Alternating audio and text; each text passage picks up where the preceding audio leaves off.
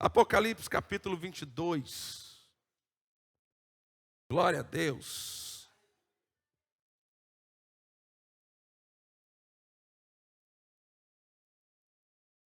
Eu quero falar o tema, anote que vocês que estão anotando.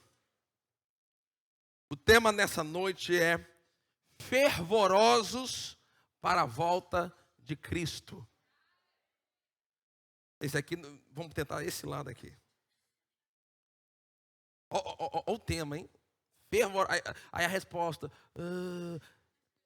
Vou dar uma chance para vocês aqui. Pessoal desse lado aqui, o tema da noite é fervorosos para a volta de Cristo.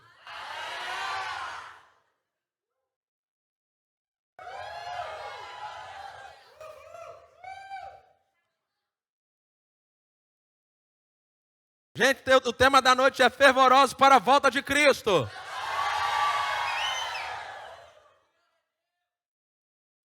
Apocalipse capítulo 22, vamos lá. A partir do versículo 16. Apocalipse capítulo 22, versículo 16. Do versículo 16 ao versículo 20, nós vamos ler e diz assim: Eu, Jesus, enviei meu anjo para vos testificar estas coisas nas igrejas. Eu sou a raiz, a geração de Davi e a resplandecente estrela da manhã. O Espírito e a noiva dizem: quem ouve, diga. Quem tem sede, uau!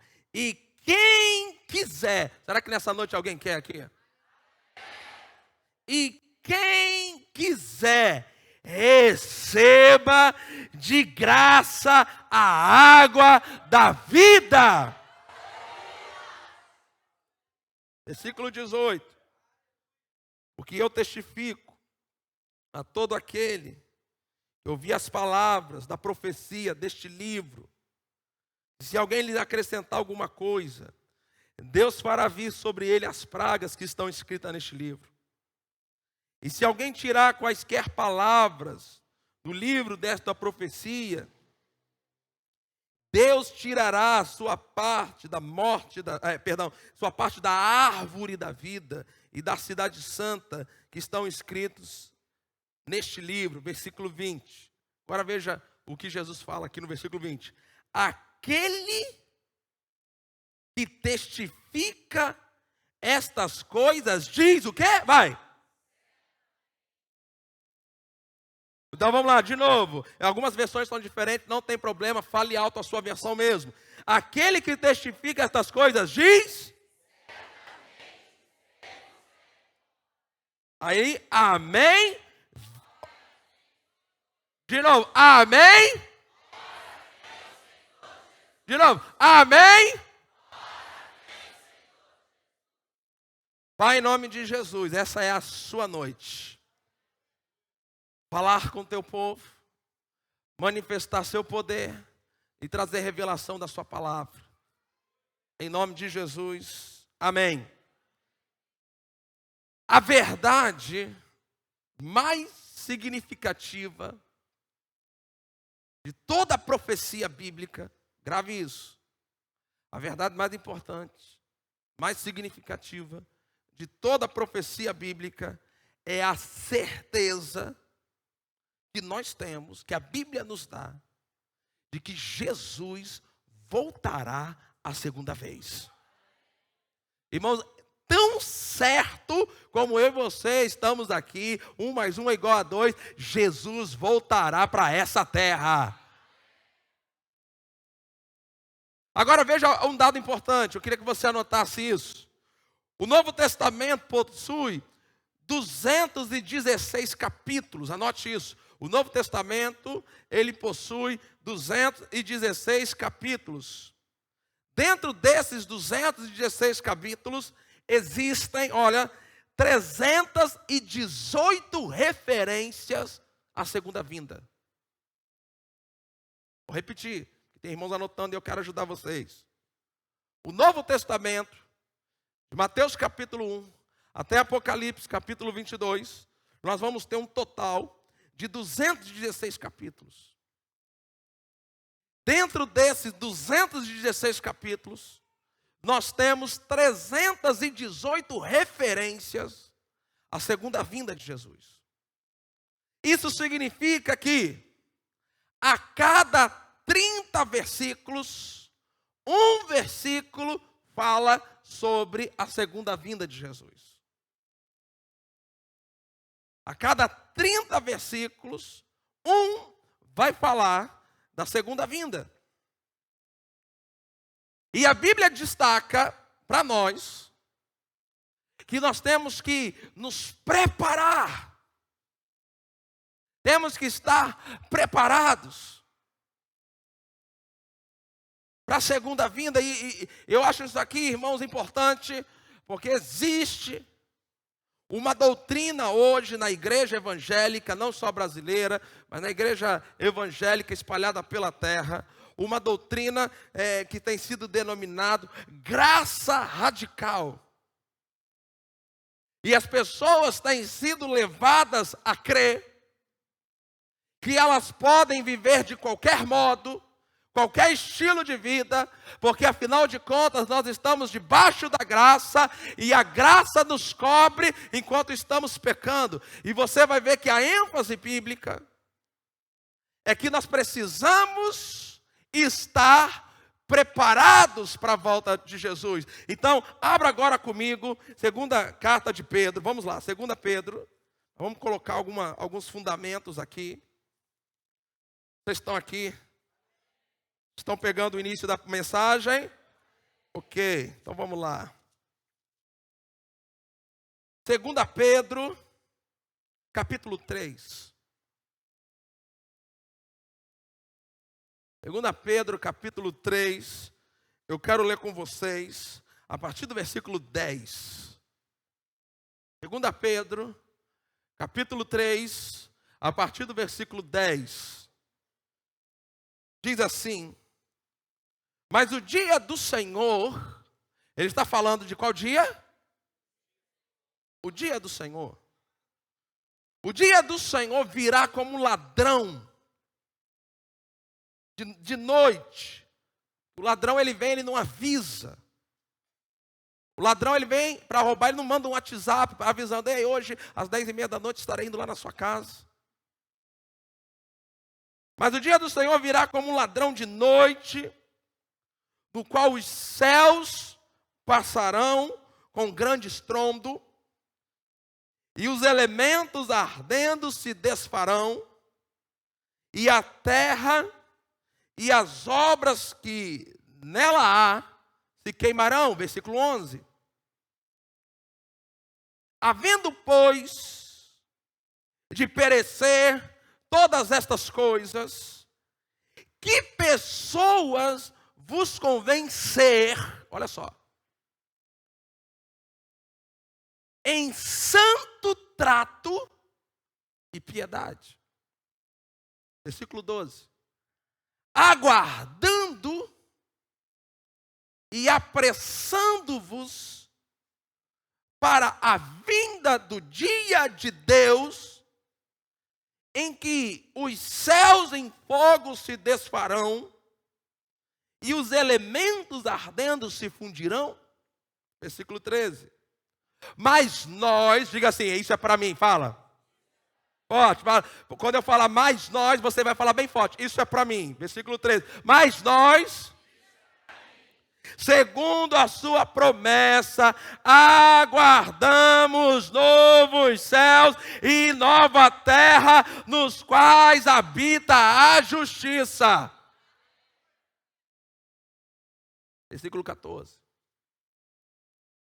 Pelo que, amados, aguardando estas coisas, diga bem forte, eu estou aguardando estas coisas. Pelo que, amados, aguardando estas coisas, diligenciai, algumas versões vem a palavra empenham-se. Empenho, de esforço. Diga assim, esforço. Pode, esforço. empenho, diligência. Pelo que, amados, aguardando estas coisas, diligenciai, ou seja, faça um esforço, faça um empenho, para que, em paz, sejais achados por eles, vivendo de qualquer maneira, porque afinal de contas, vocês estão debaixo da graça. É isso que está escrito? Mas é isso que o povo está vivendo.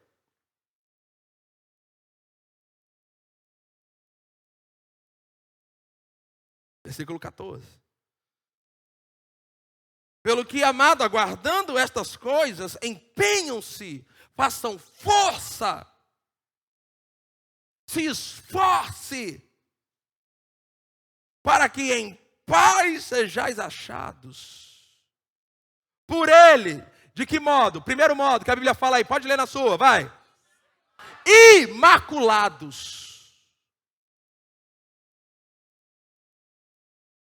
Ou seja, que não vive na prática do pecado.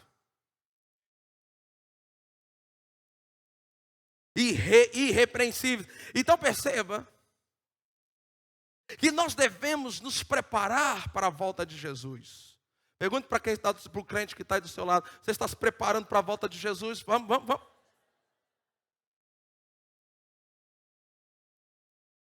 Agora, o texto que nós acabamos de ler, nos apresenta como que nós temos que nos preparar. Primeiro, nós precisamos viver em santidade e piedade. Diga bem alto, bem forte, eu preciso viver em santidade e piedade. Então, se você quer se preparar para a volta de Jesus, uma coisa que você tem que decidir é: pecado tem que ser deixado para trás. Vamos, gente. Vamos.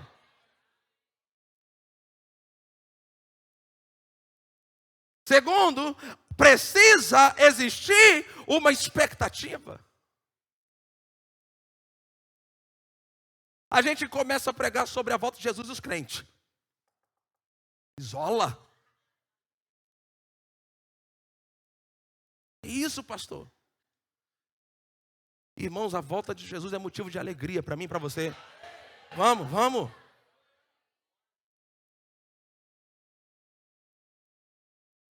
Apressando-vos. Olha para quem está do seu lado e fala assim: aperta o passo aí. Fala assim: apressa essa vida de santidade. Vamos, fala. Fala assim: apressa essa vida de piedade. Fala para esse crente assim: falta pouco tempo.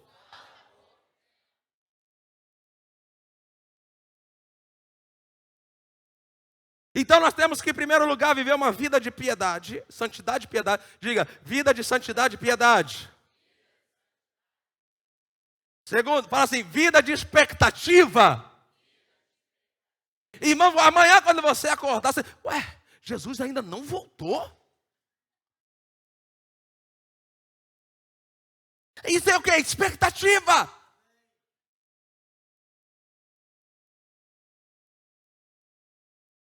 Apressando sua vida com Deus, seu compromisso com o Senhor. Quarto, ele diz para a gente se empenhar em 3 áreas. Primeiro, na área da paz. A Bíblia diz em Hebreus assim, seguir a paz com todos e a santificação, sem a qual ninguém verá o Senhor. Segundo, viver uma vida imaculada. Sem o pecado. Sem envolvimento com o pecado. Uma vida irrepreensível. Agora, o primeiro tópico, eu queria que vocês anotassem dessa forma. Primeiro tópico. O que Jesus ensina sobre a segunda vinda? O que Jesus ensina? Eu queria que você abrisse comigo Mateus capítulo 25, vamos lá, irmãos. Vamos lá que nós estamos colocando um fundamento aqui para a gente poder voar daqui a pouco. Mateus capítulo 25, a partir do versículo 1, você tem ali a parábola das 10 virgens. Uma parábola, anote, isso é importante, essa informação que eu vou passar.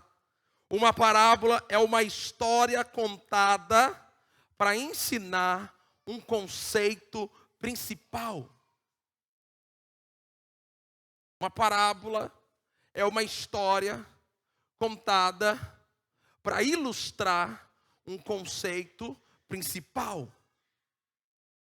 Então, na parábola das 10 virgens, tem um conceito, tem um ensino que é o principal para nós. Então, vamos ler Mateus capítulo 25, a partir do versículo 1. E quem está prestando atenção, diga amém. Obrigado. Então, o reino dos céus será semelhante a 10 virgens, que tomando suas lâmpadas, saíram ao encontro do... 5 delas eram... E as outras 5 eram o quê? Tolas ou insensatas. As insensatas tomaram suas lâmpadas, mas não levaram... Vamos, não levaram o quê? Não levaram o quê? Ok, grave essa informação. Não levaram azeite consigo. Versículo 4. Mas as prudentes levaram azeite nos seus vasos com suas lâmpadas. Tardando o noivo. E muitas vezes a igreja está vivendo com a impressão de que Jesus está demorando, porque afinal de contas, desde que você é crente, você ouve essa história de que Jesus está voltando e até agora nada. E aí o que acontece? As 10 dormiram. E eu creio que isso retrata uma realidade da igreja moderna, que está dormindo para a realidade espiritual. Mas glória a Deus pelo versículo 6, porque diz assim: mas à meia-noite ouviu-se um clamor, aí vem o noivo, sai-lhe ao encontro. Então todas aquelas virgens se levantaram e prepararam as suas lâmpadas. Este é o momento que o poder do Espírito está vindo a mim, a você, dizendo: ei, acorda, levanta, prepara, desperta, Ele está perto, Ele está próximo.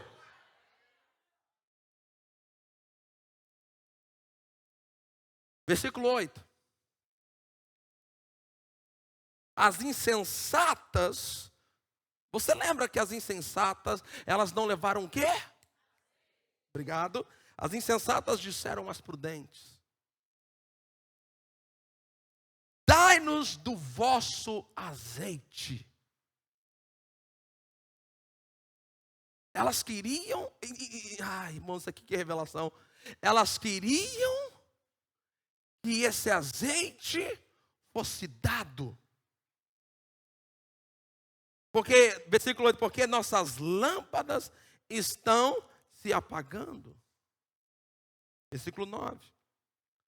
Mas as prudentes responderam: não, para que não nos falte a nós e a vós. Ide antes aos que vendem e comprai para vós. Elas queriam o azeite de qualquer jeito, mas as prudentes falam: não, tem um preço. Versículo 10. Tendo elas ido comprá-lo, chegou o noivo, e as que estavam preparadas entraram com ele para as bodas e fechou-se a porta. E só até aqui, só o versículo 10. Deixa eu dizer algo para vocês. Qual é a mensagem central que Jesus está dando? Porque aqui é uma parábola onde Jesus está se referindo à sua segunda volta, a segunda vinda, que é o momento que nós estamos esperando. E Jesus aqui, ele tem um ponto central no que ele quer ensinar. E eu quero que você anote isso. Qual é a lição central? Qual é o ponto fundamental de nos preparar para a volta de Jesus? E você tinha ali um grupo de 10 virgens, dividido em 5, porque está ali retratando 2 tipos de comportamento. As 5 prudentes e as 5 insensatas, cada uma representa um tipo de comportamento. E o ponto central que Jesus trata aqui é a necessidade de azeite. Diga bem forte, a necessidade de azeite. Agora, você sabe, e se não sabe, vai saber agora, e anote. Azeite na Bíblia é o símbolo para a unção, o Espírito Santo e o poder.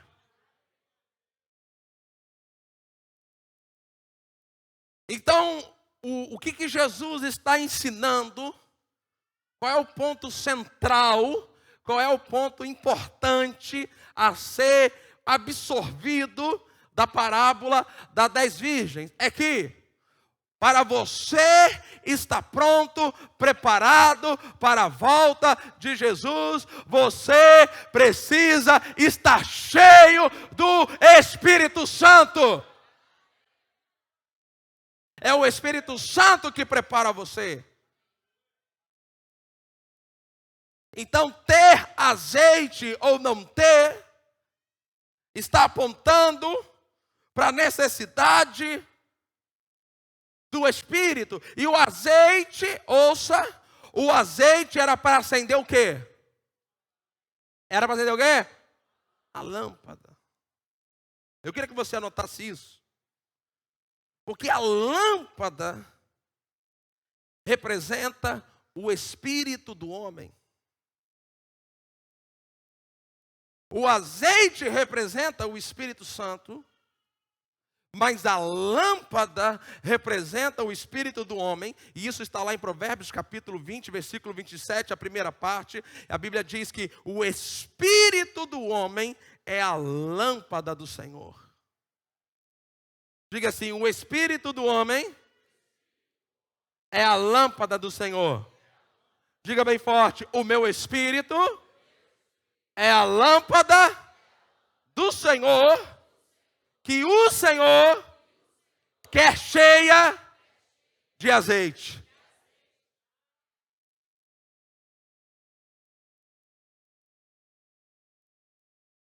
Agora, havia necessidade de ter a lâmpada acesa. Diga, lâmpada acesa, vamos. Mais uma vez. Mais forte, a última vez.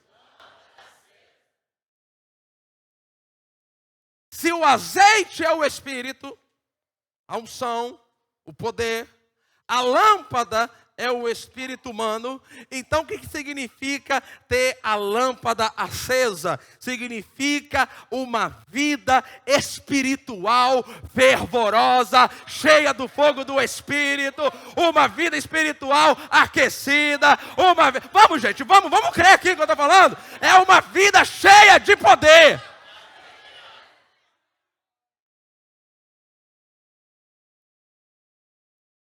Se você quer estar preparado para a segunda vinda de Jesus, você precisa entender que você precisa se manter cheio do Espírito, cheio do poder, cheio da unção, cheio do fogo de Deus. Agora vamos lá, Romanos capítulo 12, versículo 11. Coloca aqui para mim, Manu, por favor. Romanos capítulo 12. Nós estamos falando sobre a volta de Jesus e como que nós devemos estar preparados para a volta de Jesus. Mostrando aqui o que Jesus falou na parábola das 10 virgens, a necessidade do azeite, a necessidade da lâmpada acesa, é o Espírito Santo enchendo o espírito do homem. Romanos 12, versículo 11. Enchendo o espírito do homem preparando o homem, né, para a volta de Jesus. Agora veja, versículo 11. Isso. Olha o que esse texto diz. Será que nós podemos ler juntos? Está aqui no Data Show. 1, 2, 3 e já. Não sejais vagarosos no cuidado, sede no quê? Fazendo o quê?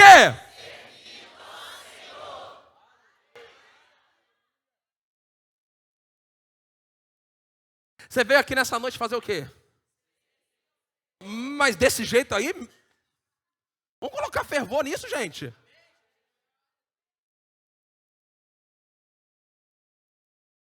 De novo, vamos ler, 1, 2, 3 e já. Sede de que jeito? Aonde? Fazendo o quê?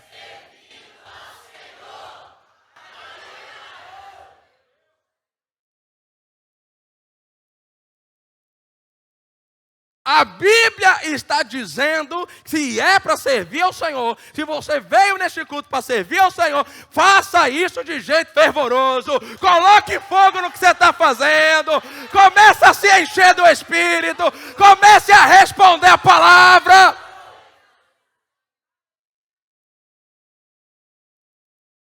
E ele diz assim, não sejais vagarosos. O que é vagaroso? Lento, parado, devagar demais. Tem pessoas que quando se trata das coisas espirituais, elas são lentas. Para as coisas naturais são sempre animadas, sempre muito dispostas, sempre, né? Mas vamos orar.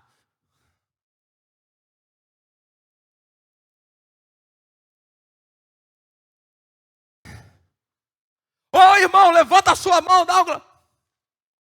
Eu não entendo. A Bíblia está falando, a pessoa fica assim, ó. Olha o programa do seu lado e fala assim, a Bíblia está dizendo para você ser fervoroso. Vamos, gente.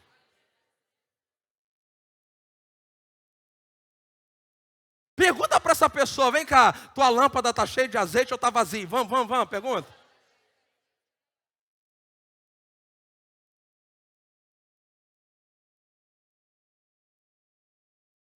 Não seja lento para servir a Deus.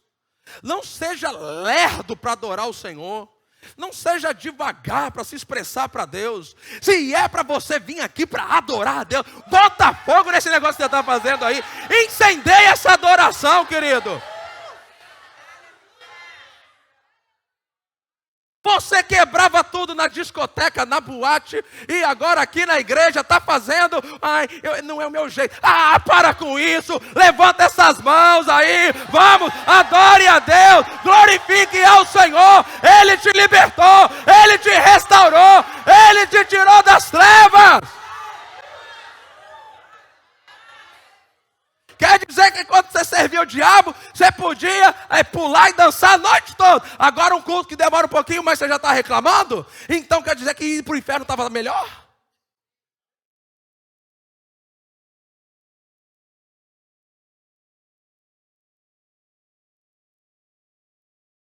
Quer estar preparado para a volta de Jesus? É vida fervorosa, é vida cheia de fogo, é vida cheia de poder. Quando se trata, irmãos, nós somos uma igreja avivada mesmo, sabe? Eu gosto daquelas orações que a gente faz aqui de rachar o coco, rachar as paredes, e o povo fica, poder, fogo. É isso mesmo. Agora anote isso. Anote essa pergunta que eu vou fazer agora. Por que nós perdemos o fervor? Anote essa pergunta. Por que a nossa geração, os crentes de hoje, perderam o fervor? Aí você pode dizer assim, bem pastor, mas fervor não é dessas coisas que você está falando, não. Não, é sim. Então, não, porque você tem que entender, eu tenho a minha personalidade não é assim. Mas essa sua personalidade, quando você está bravo, nervoso, irritado, feliz, vendo o jogo.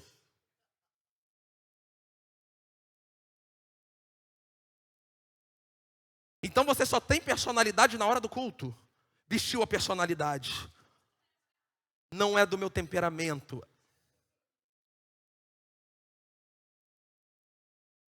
Por que perdemos o fervor? Coloca para mim aqui, por favor. Mateus capítulo 13, versículo 22. Porque nos tornamos frios. Porque nos tornamos rígidos na nossa adoração. Indiferentes. Apáticos. Mateus capítulo 13, versículo 22 diz assim: e o que foi semeado entre espinhos é o que faz o quê? Leia. Vamos, é o que faz o quê? Então veja, é a pessoa que ouve a palavra. Está ouvindo a palavra. Mas por que ela não é fervorosa? Por que ela não é cheia de poder? Por que ela resiste o mover do Espírito Santo, os dons espirituais? Por que tem pessoas que se incomodam quando nós oramos e as pessoas começam a cair, começam a rir, começam a operar nos dons, sair correndo? E por que se incomodam essas pessoas? O que foi semeado entre espinhos é o que ouve a palavra, mas os cuidados deste e a sedução das fazem o quê? E ela fica de que jeito? Então por que perdemos o fervor? Primeiro, por causa das preocupações, cuidados com as coisas deste mundo.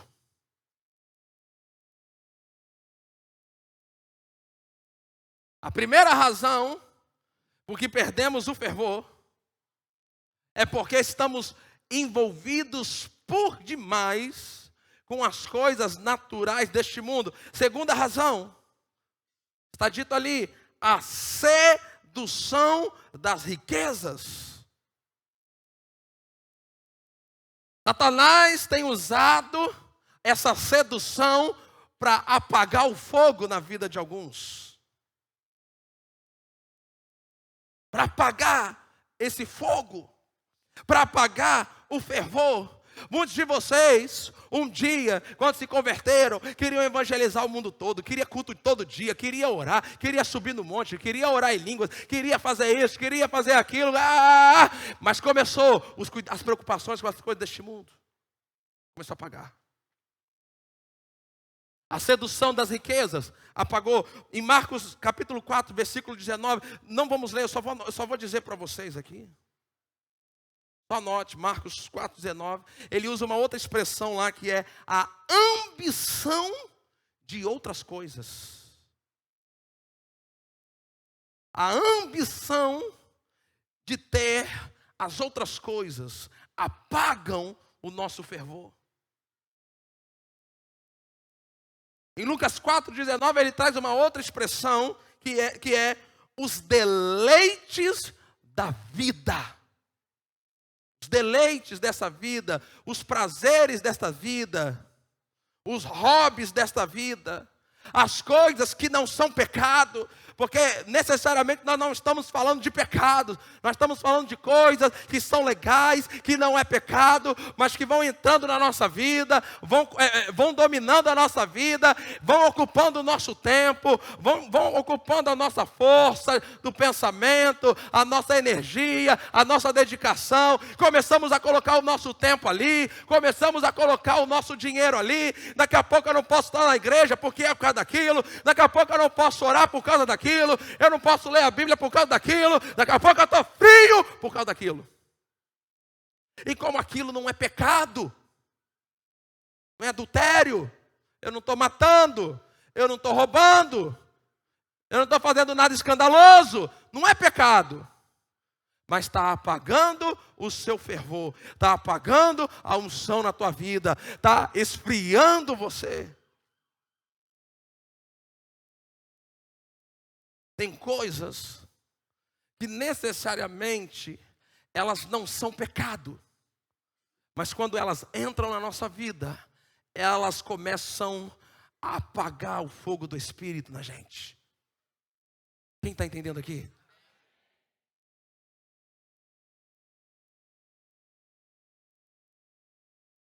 Coisas que a gente gosta, é o nosso hobby, às vezes é o nosso esporte, às vezes é uma coisa que a gente gosta de fazer, e eu quero repetir, necessariamente não é um pecado, mas é algo que você dedica tanto tempo, o seu pensamento, sua força, sua energia, seu recurso financeiro, e você não consegue perceber que aquilo está sendo usado pelo diabo para apagar na sua vida o fervor espiritual.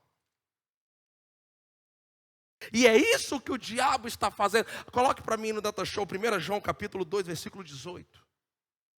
1 João, capítulo 2, versículo 18. Eu quero mostrar algo para vocês ali. 1 João, capítulo 2, versículo 18. Diz assim, preste atenção nesse texto. Filhinhos, está falando conosco. Diga assim, está falando comigo, vamos. Diga amém, porque você está ouvindo aqui. Diga glória a Deus. Vamos, gente, vamos. Deus está falando com a igreja hoje aqui. Deus está despertando pessoas hoje aqui.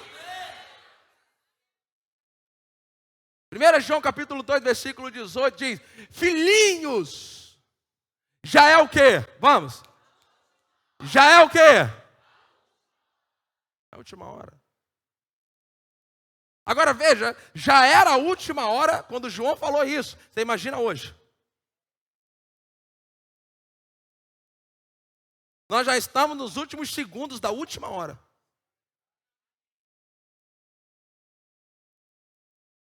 Já é a última hora, e como ouvistes que vem o...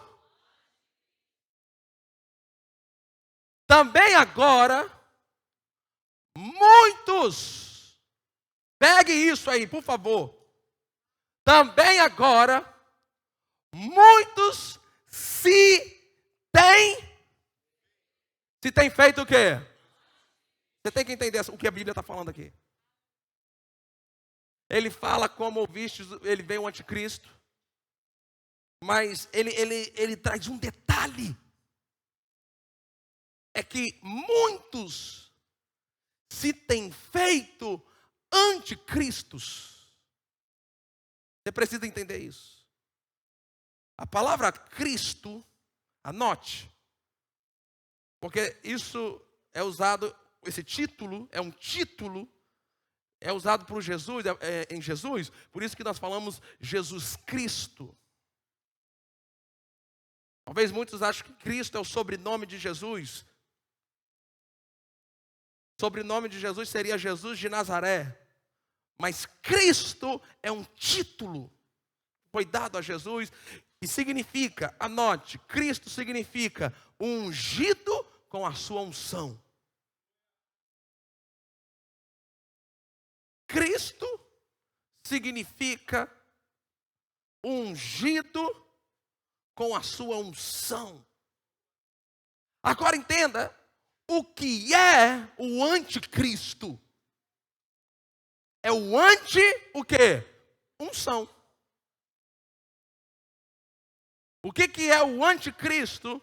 É o anti-unção. Ou seja, o que significa que muitos se têm feito anticristo? É porque nos nossos dias, muitos eles se fazem oposição à unção, ao mover do Espírito, aos dons espirituais, às manifestações de Deus, a cura, a milagre, língua estranha, interpretação de línguas. Muitas pessoas dentro de igreja, elas se colocam contra estas coisas. Isso é o espírito do anticristo. Quando você é contra o mover do Espírito, Quando você é contra levantar as mãos, glorificar o Senhor. Quando você é contra essa questão de cair no poder, falar em línguas, interpretar, profecia, você está se fazendo um anticristo, ou seja, alguém que faz oposição à unção do Espírito.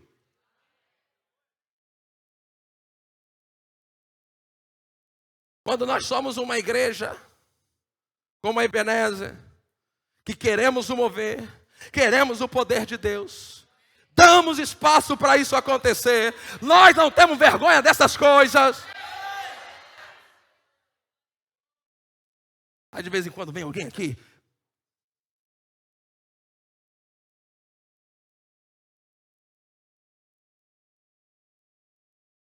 eu não concordo com essa coisa. Ih, eu estou lá preocupado. Meu irmão, nós vamos entrar nessas coisas.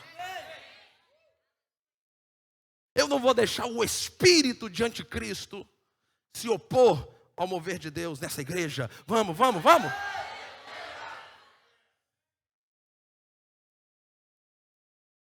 Primeira ação do espírito de anticristo é se opor. Ele se infiltra na igreja para... Agora note isso é importante. Ele se infiltra na igreja para naturalizar a igreja.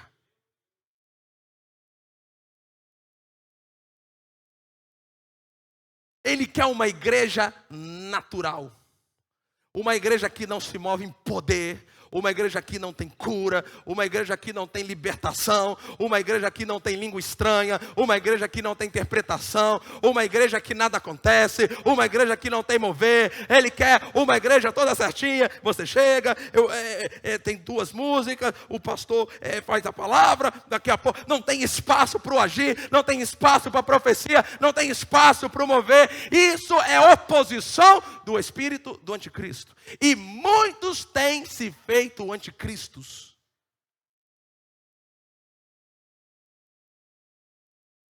Cutuca o crente do teu lado, pergunta: e aí, você é anticristo ou a favor do Cristo? Eu quero saber aqui quantos a favor da unção nós temos aqui nessa noite. Vamos, gente. Quantos aqui estão a favor do mover do Espírito? A batismo no Espírito Santo, oração em línguas, cura divina. Vamos! Não, pastor, se começar...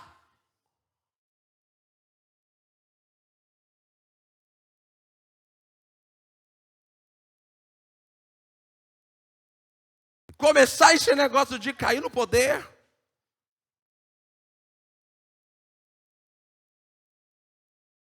O espírito de anticristo, ele tem uma segunda ação, anote. A primeira é se opor à unção. Quem está pronto para a segunda? Vamos lá, gente. Ajude o pastor a pregar. Ele substitui o espírito de anticristo, opera na igreja, anote, para substituir o poder por entretenimento.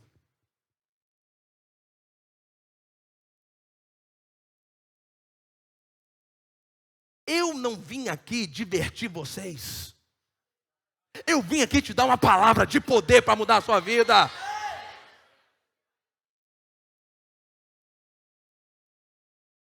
Então hoje, você vê as igrejas trazendo muito entretenimento e nenhum poder. Os dons não estão operando lá. Curas não estão acontecendo lá. Ninguém está sendo liberto das drogas, do álcool.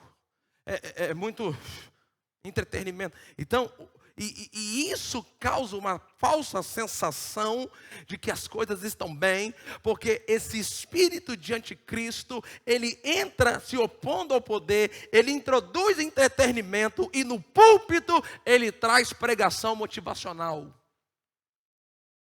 Vocês estão aqui?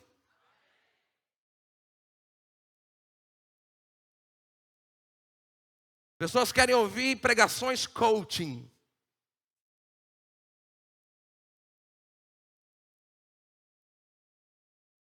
que você precisa é da unção do Espírito. O que você precisa é do mover do Espírito. O que você precisa é da unção do Espírito. Vamos, igreja. Levante as suas mãos. Levante as suas mãos. Ore em línguas. Ore em línguas. Ore em línguas agora.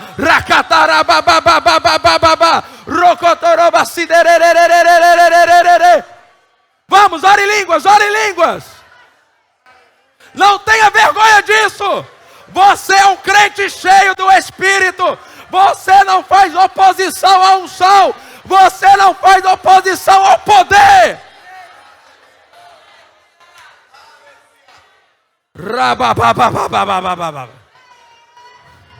Rocotorobacidere.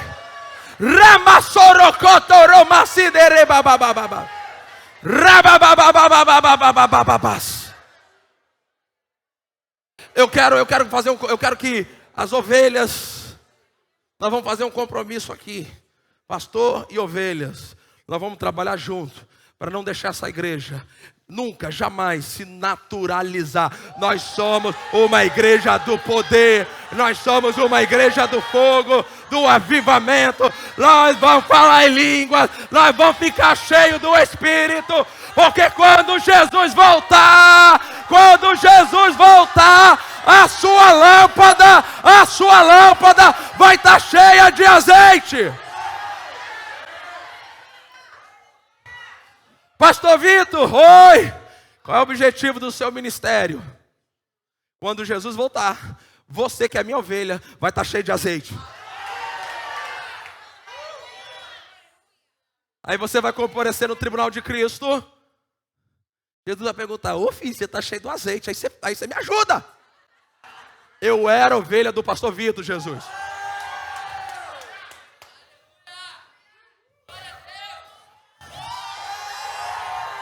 Lá atrás não vai receber não, lá atrás vai ficar parado. Vamos, irmãos, é para vocês também.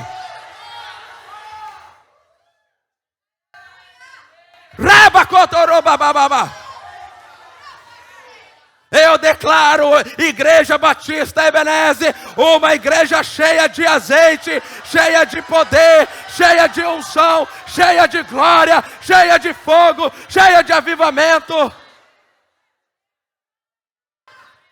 Eu não vou colocar entretenimento. Eu não sou, irmãos, eu não estou aqui para entreter vocês.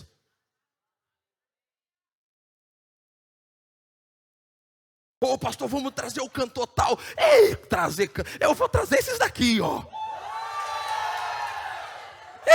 Esses daqui tem unção, estão aqui com a gente, estão cheios de poder. Quando esse pessoal sobe aqui, meu irmão, a unção toca vocês. Pode ir.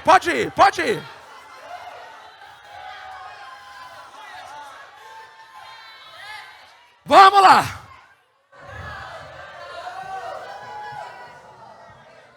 Não, mas eu não terminei não.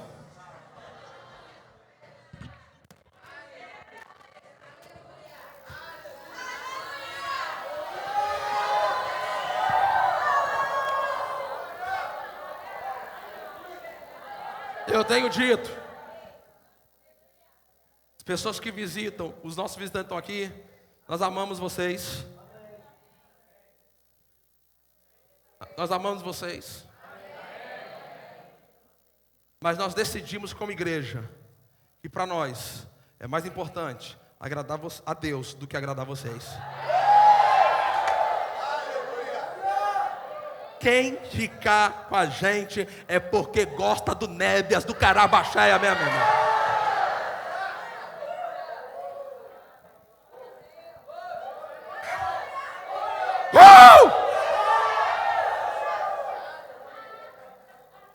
Terceiro tópico.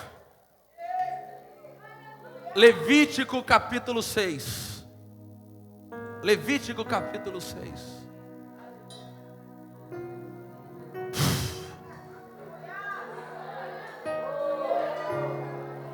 Levítico capítulo 6. Se Jesus, ouça, se a volta de Jesus, se a volta de Jesus foi essa semana,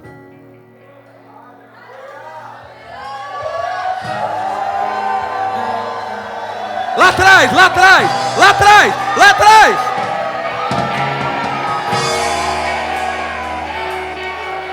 Ei, ouça, pode ser que esse seja o seu último culto.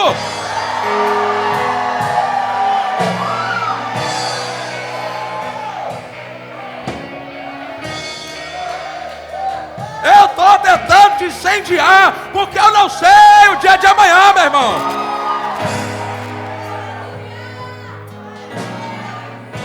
Ó, uma carruagem de fogo separou Eliseu, e ele subiu no redemoinho. Mas eu quero subir sapateando, eu quero subir falando língua estranha, eu quero subir cheio do fogo. Versículo 12, o versículo 13, Levítico 6. Como é que nós vamos manter o fogo? Diga bem forte, manter o fogo. De novo, manter o fogo. Eu quero que você entenda. Ouça, não fui eu que disse que precisa de azeite. Foi quem? Quem disse?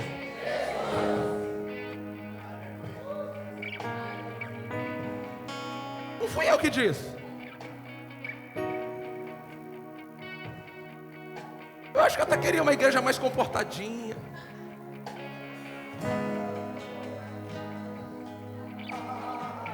Quero nada, meu irmão.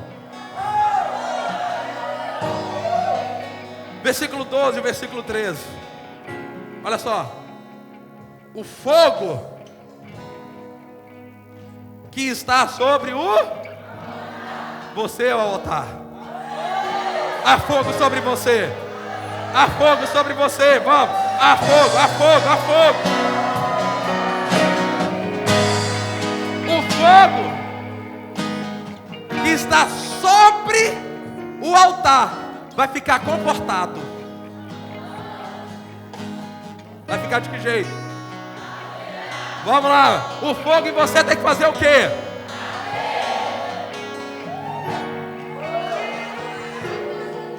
Agora veja. O fogo que está sobre o altar arderá nele e não o quê? Não o quê?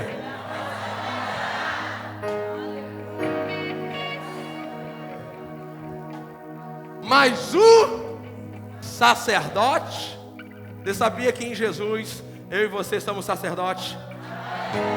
Diga assim, agora em Jesus, diga, eu sou sacerdote. Agora, ouça, veja. O fogo estará sobre o altar, arderá nele, não se apagará, mas o sacerdote acenderá lenha nele.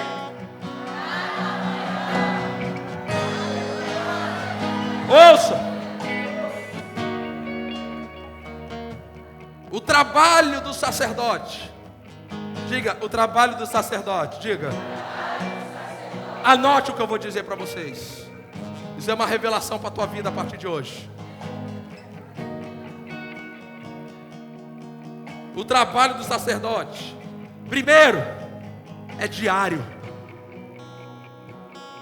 Quinta-feira nós pregamos sobre isso. Sobre você ler a Bíblia, orar todos os dias. O trabalho do sacerdote é todo dia. Ele fala ali, cada manhã. Segundo, o trabalho do sacerdote não é na hora do almoço, não é à tarde, não é à noite. É que horas? Como? É que horas? O que a Bíblia está ensinando? Que isso é prioridade. Manter o fogo aceso na sua vida é prioridade. Vem primeiro. É mais importante do que todas as outras coisas. É você colocar lenha nesse fogo, meu querido. É diário. Vem em primeiro lugar. Tem que colocar lenha. Diga assim, colocar lenha. Diga assim, colocar lenha. Fala assim, isso, vamos. Sou eu que tem que fazer. Assim, não é o pastor, não é o irmão do lado, Se o fogo na minha vida está se apagando, é porque eu não estou colocando lenha. E o que é lenha? Palavra, oração, oração em línguas, jejum, adoração, louvor, ofertar, dizimar, congregar, tudo, evangelizar, tudo isso é lenha. Agora qual é o objetivo? Versículo 13. Vamos, bem forte, bem alto, bem bonito, 2, 3 e já.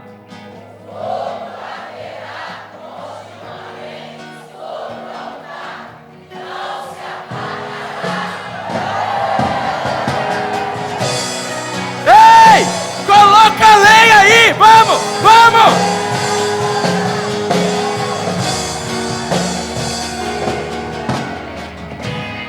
Anote, estou terminando.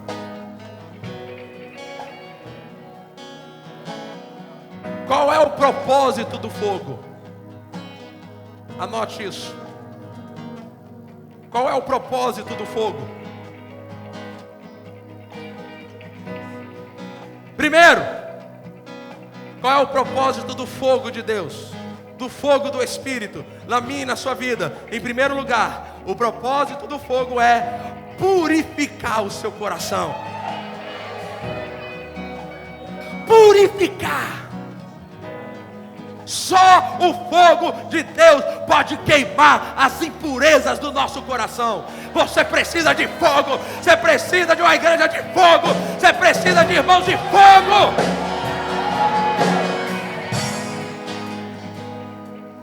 Você precisa ser incendiado com a unção e o poder do Espírito Santo. Ela vai queimar as impurezas, vai queimar o pecado, vai queimar a sujeira, vai queimar o que está escondido. Segundo, qual é o segundo propósito do fogo? Destruir tudo que não vem de Deus.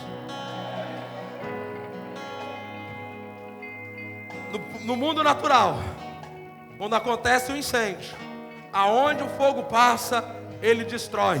Aonde o fogo do Espírito Santo passa, ele destrói as obras do diabo, ele queima as obras do diabo, ele destrói as obras do diabo. Ei, recebe fogo, recebe fogo. Agora se coloque em pé, para eu poder falar para vocês a última. Terceiro propósito do fogo e último. Ei, ouça isso, ouça. Olhe para mim. Qual é o propósito do fogo? Deixa aí Levítico 6,13, porque ele fala: o fogo vai fazer o quê? Arderá. Arderá quando? Continuamente. Olha para quem está do seu lado. O fogo tem que arder.